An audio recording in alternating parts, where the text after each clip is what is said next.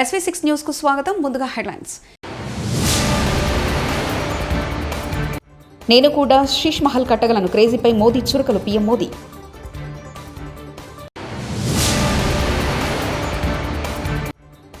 నూట 50 కేజీల పులిహోర డ్రై ఫ్రూట్స్తో వెంకటేశ్వర స్వామికి ప్రత్యేక అలంకరణ.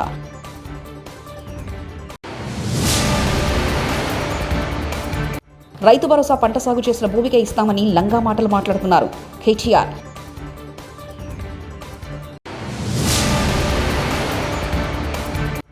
విజయవాడలో పుస్తక మహోత్సవం స్టాల్స్లో బుక్స్ను పరిశీలించిన పవన్ కళ్యాణ్. ఆమ్ ఆద్మీ పార్టీ చీఫ్ మాజీ ముఖ్యమంత్రి అరవింద్ కేజ్రీవాల్పై ప్రధానమంత్రి నరేంద్ర మోదీ విమర్శలు చేశారు. దేశ రాజధానిలో 4 కోట్ల మంది ప్రజలకు నివాస గృహాలు కల్పించడం ద్వారా సొంతింటి కలను తాము సాకారం చేశామని, తన కోసం ఒక ఇల్లు కూడా కట్టుకోలేదని, తాను కూడా శీష్ మహల్ కట్టగలనని ప్రధాని అన్నారు. ముఖ్యమంత్రిగా పనిచేసిన సమయంలో కేజ్రీవాల్ నివసించిన విలాసవంతమైన భవనం శీష్ మహల్ కొద్ది కాలంగా వార్తల్లో ప్రముఖంగా ఉంది. लाखों लोगों की चिंता दूर की है, लेकिन यहां की आपदा सरकार ने, यहां की राज्य सरकार ने उन्हें आपदा का शिकार बना डाला. केंद्र की भाजपा सरकार लोगों की मदद के लिए स्पेशल सिंगल विंडो कैंप चला रही है, लेकिन आपदा सरकार ధనుర్మాస సందర్భంగా కాకినాడ జిల్లా తోని మండలం ఎస్సనవరం గ్రామంలోని ప్రసన్న వెంకటేశ్వర స్వామి ఆలయంలో స్వామివారికి పులిహోర డ్రై ఫ్రూట్స్తో ప్రత్యేకంగా అలంకరించారు. సుమారు 150 కేజీల పులిహోరతో స్వామివారికి తిరువప్పాడ సేవను శాస్త్రోక్తంగా నిర్వహించారు. అధిక సంఖ్యలో భక్తులు హాజరై స్వామివారిని దర్శించుకున్నారు.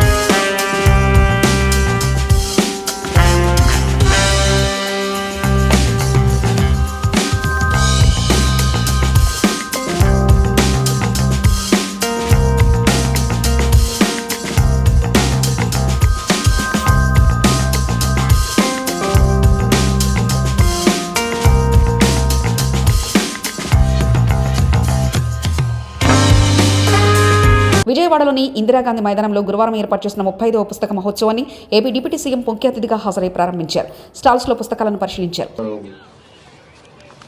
డబ్బులు 1 కోటి రూపాయలు ఇచ్చేయడానికి ఆలోచించను, కానీ ఒక పుస్తకం ఇవ్వాలంటే చాలా ఆలోచిస్తాను. అంటే పుస్తకాన్ని ఇవ్వాలి అంటే నిజంగా నా సంపదను ఇచ్చేసి, అంటే నా కర్ణుడి కవచకుండలాలు ఎలా కోసేస్తే బాధపడుతుందో నాకు తెలియదు, కానీ నా పుస్తకం ఇవ్వాలంటే మటుకు చాలా కింద మీద పడిపోతాను. ఇవాళ అందుకని ఏంటంటే కొంతమంది అడిగినప్పుడు, ఈవెన్ నా పిల్లలు అడిగినప్పుడు కూడా వాళ్ళకి కావాలని ఇంకో కాపీ కొనిచ్చిస్తాను తప్ప నా పుస్తకాలు ఇవ్వడానికి ఇబ్బంది పడతాను. అంత మమకారం నా పుస్తకాలు.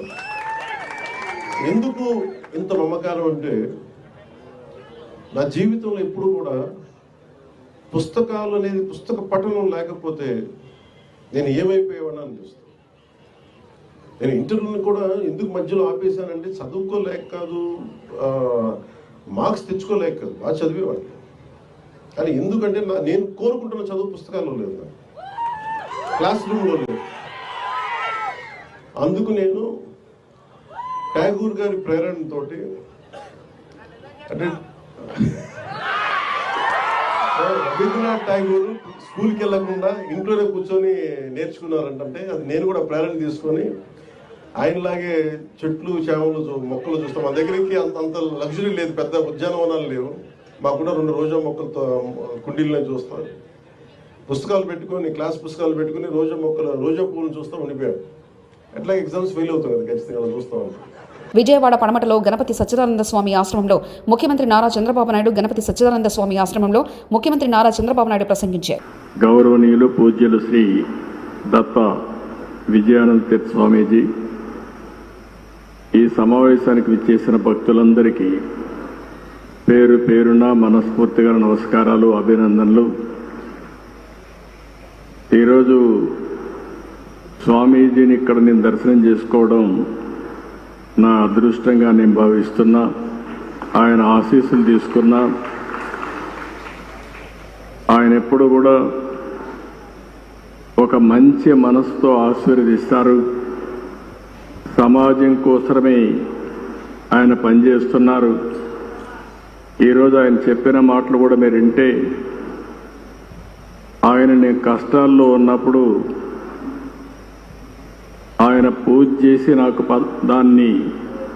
ఆ ఫలితాన్ని ఇప్పుడు నా చేతికిచ్చారు.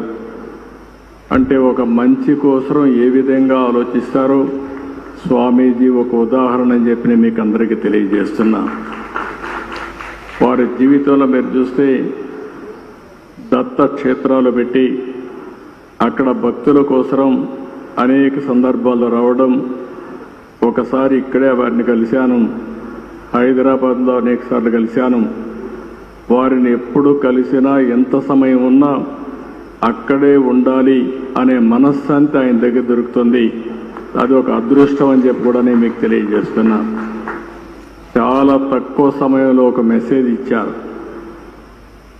నా సంకల్పం స్వర్ణ ఆంధ్రప్రదేశ్ చేయాలని. ఒకప్పుడు విజన్ 2020 తయారు చేస్తే చాలామంది సమైక్య ఆంధ్రప్రదేశ్లో తప్పుపట్టారు. కానీ ఆ విజన్ ఈరోజు యథార్థ రూపాన్ని చూపించే పరిస్థితి వచ్చింది. ఈరోజు ఏదైతే విజన్ 2047 స్వర్ణాంధ్ర దిశగా ఆలోచిస్తున్నాం, నేను స్వామీజీకి ఒకటే హామీ ఇస్తున్నా, ఏదైతే సంపద రావాలి, అదేవిధంగా మీ అందరికీ ఆనందంగా ఉండాలి. సంపద ఇవ్వడంలో మేము ముందుకెళ్తాం, కానీ ఆనందంగా మీరు ఒక పద్ధతి ప్రకారం. రైతు భరోసా పంట సాగు చేసిన భూమికే ఇస్తామని లంగమాటలు మాట్లాడుతున్నారు. పత్తి పంట, కంది పంట, మిర్చి పంట, చెరుకు పంటలు పండించే రైతులు సంవత్సరానికి ఒకటే పంట పండిస్తారు. పోడు రైతులు సంవత్సరానికి ఒకటే పంట పండిస్తారు. పామాయిల్, మామిడి, బత్తాయి, నిమ్మ తోటలన్నీ ఒకటే పంట కిందికి లెక్క కడుతున్నారు. వానాకాలం పంట 1.5 ఎకరాల్లో పెడితే యాసంగిలో దాంట్లో సగం ఎకరాల్లో పంట సాగు అవుద్ది. రైతు భరోసా పంట సాగు చేసిన భూమికే ఇస్తామని, సగం మంది రైతులకు ఇవ్వకుండా ముంచుతామని చూస్తున్నారు. కేటీఆర్ వ్యాఖ్యానించారు. అదేవిధంగా నేను ఇంకొక మాట చెప్పడం మర్చిపోయినా. ఇప్పుడు పామాయిల్ తోటలు ఉన్నాయి రాష్ట్రంలో, మనమే బాగా ప్రోత్సహించినాం పామాయిల్. మరి వాళ్ళని కూడా ఈ లెక్కలనే తీసుకున్నారు. అట్లే మామిడి తోటలు, ఇప్పుడు మా నల్గొండ జిల్లాలో బత్తాయి తోటలు ఉంటాయి. ఆ రైతులందరిని ఒకటే ఘటన కడుతున్నారు వీళ్ళు. నిమ్మ, బత్తాయి, మామిడి, దానిమ్మ ఒకటి కాదు, హార్టికల్చర్ పంటలన్నింటినీ కూడా వీళ్ళు లెక్కేంది. దానికి రెండింటికి ఎట్లు ఇస్తారు మీరు? ఒకటే పంటకి ఇవ్వాలి కదా. పత్తి రైతుకు ఒకటేసారి ఇవ్వాలి కదా, సాగు ఒకటేసారి చేసిండు కదా. కంది రైతు ఒకటేసారి చేసిండు కదా. మిర్చి రైతు ఒకటే పంట పండించిండు కదా సంవత్సరంలో. నాలుగోది చెరుకు రైతు ఒకటే పంట పండించిండు కదా. పోడు రైతులు ఒకటే పంట పండించారు కదా. యాసంగిలో 50-20 లక్షల ఎకరాలు తగ్గింది కదా. అదంతా కూడా ఇళ్ళకు నొక్కుతున్నారు వీళ్ళు. అంటే ఎంత లంగలో దీన్ని బట్టి మీరు అర్థం చేసుకోవచ్చు. వీళ్ళు వాళ్ళ యొక్క నిజాయితీ, వాళ్ళ యొక్క బుద్ధి ఎంత వక్రంగా ఉన్నదో దీన్ని బట్టి మనం అర్థం చేసుకోవచ్చు. స్కూళ్ళల్లో ప్రమాణ పత్రం ఇవ్వాలి, ఇస్తేనే మేము మీకు పైసలు ఇస్తాం. మేము అందుకే అంటున్నాం. ఆనాడు కేసీఆర్ గారేమో రైతును శాసించే స్థాయికి తీసుకొచ్చిండు. రైతు శాసించాలే, ప్రభుత్వ అధికారులను కానీ, వ్యవసాయ శాఖను కానీ, రెవెన్యూ శాఖను కానీ రైతు శాసించేటట్టు ఉండాలని కేసీఆర్ గారు కలలు కన్నారు. వీళ్ళేమో రైతు యాచించాలే, రైతు అడుక్కోవాలి, రైతును బిచ్చగాని చేయాలి, రైతు అధికారుల ముందు సాగిలపడాలి అన్నట్టుగా వీళ్ళ వ్యవహారం ఉన్నది. ఎంత కారణం అంటే ఎలక్షన్లకు ముందు ధర పడిపోయిందని టమాటా పంటకు నిప్పిపెట్టిన రైతులు.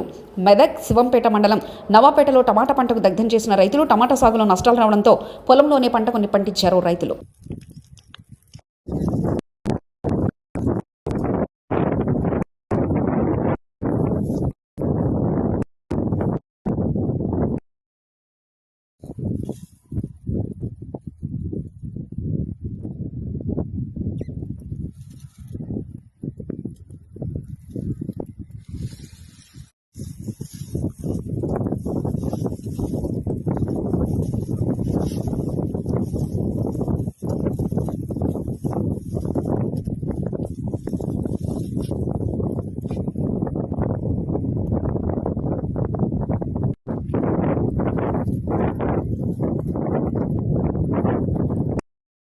మీకు తెలిసిన ఎవరైనా డ్రగ్స్ అమ్మడం, కొనడం, వినియోగించడం చేస్తుంటే వెంటనే తెలంగాణ యాంటీ నార్కోటిక్ బ్యూరోకి సమాచారం అందించండి ఎన్టీఆర్ వ్యాఖ్యానించారు. మన దేశ భవిష్యత్తు మన యువత చేతిలోనే ఉంది.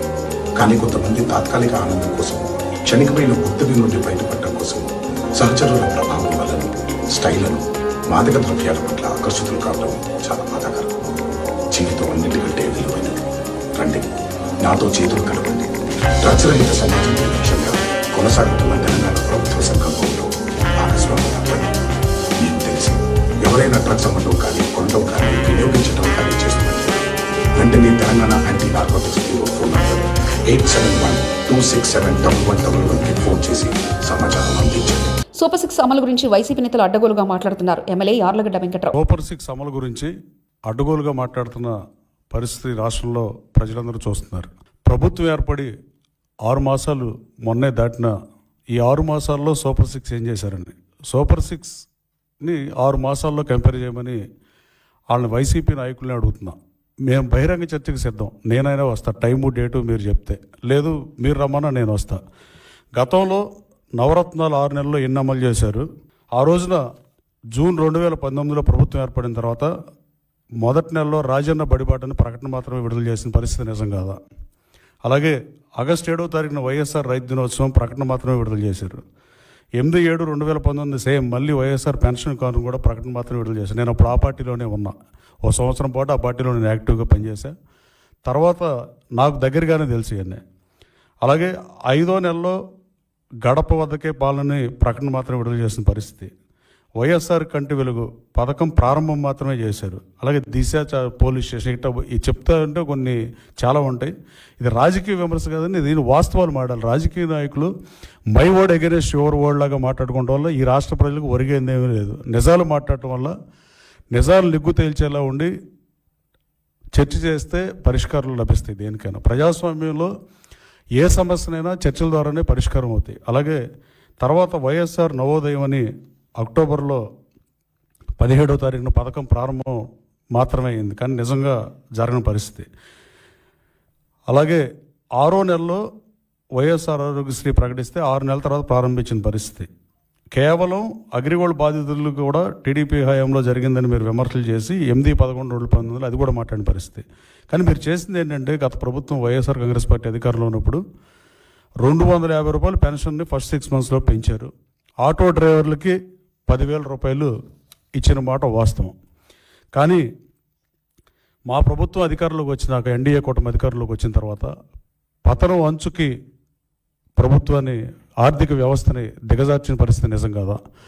1950 తర్వాత నిన్న ఎప్పుడు అంటున్నారు మేము చేసిన అభివృద్ధి అంతా ఈ పార్టీ పాడు చేస్తుందని.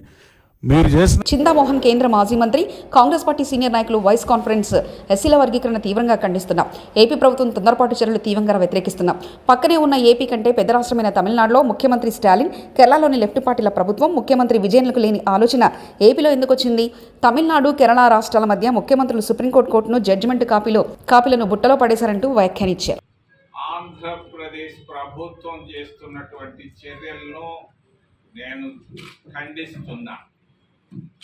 తొందరపాటు చర్య ఇది, తొందరపాటు చర్య. పక్కనే స్టాలిన్ చేయటం లేదు ఎందుకు? ఇక్కడ తమిళనాడు పెద్ద రాష్ట్రం, మరి తమిళనాడులో లేనటువంటి ఆలోచన ఇక్కడ ఎందుకు వచ్చింది అని నేను అడుగుతున్నా సున్నితంగా, సూటిగా. కేరళలో కూడా వాళ్ళకు కూడా జడ్జిమెంట్ కాపీ వచ్చింది. ఆ జడ్జిమెంట్ కాపీ పైన లెఫ్ట్ పార్టీస్ విజయన్ను స్పందించలేదు, తీసి పుట్టలో పారేశాడు. మరి ఇక్కడెందుకు చంద్రబాబు నాయుడు దీనిపైన కమిషన్ వేయడం, ఏకసభ్య కమిషన్? ఇది తప్పు. హిందూ ఆలయాలకు స్వయం ప్రతిపత్తి ఇవ్వాలనే డిమాండ్తో దేశవ్యాప్తంగా హైందవ శంఖారావం సభలు నిర్వహిస్తున్నట్లు విహెచ్పి గోకరాజు గంగరాజు వెల్లడించారు. శుక్రవారం మీడియాతో మాట్లాడుతూ విజయవాడకు సమీపంలో కేసరపల్లిలో హైందవ శంఖారావం నినాదంతో భారీ బహిరంగ సభ నిర్వహిస్తున్నామని, 30 ఎకరాలలో ఈ సభ పార్కింగ్ ఏర్పాటు చేశామని తెలిపారు. బస్సులు, రైళ్లలో లక్షల మంది ఈ సభకు తరలివస్తున్నారని, ఆంధ్రప్రదేశ్ నుంచి శంఖారావాన్ని పూరించి సభలకు అంకురార్పణ చేస్తున్నామన్నారు. జనవరి 5న మధ్యాహ్నం ఈ సభ ప్రారంభమై సాయంత్రం వరకు జరుగుతుందన్నారు. నేను కూడా శీష్ మహల్ కట్టగలను, క్రేజీపై మోదీ చురుకలు పీఎం మోదీ.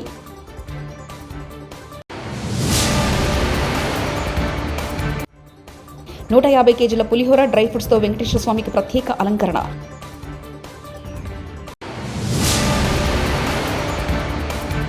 రైతు భరోసా పంట సాగు చేసిన భూమికే ఇస్తామని లంగా మాటలు మాట్లాడుతున్నారు కేటీఆర్.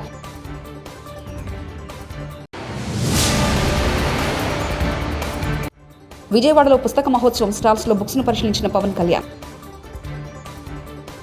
ఇవి బులెటిన్ విశేషాలు. చూస్తూనే ఉండండి SV6 న్యూస్.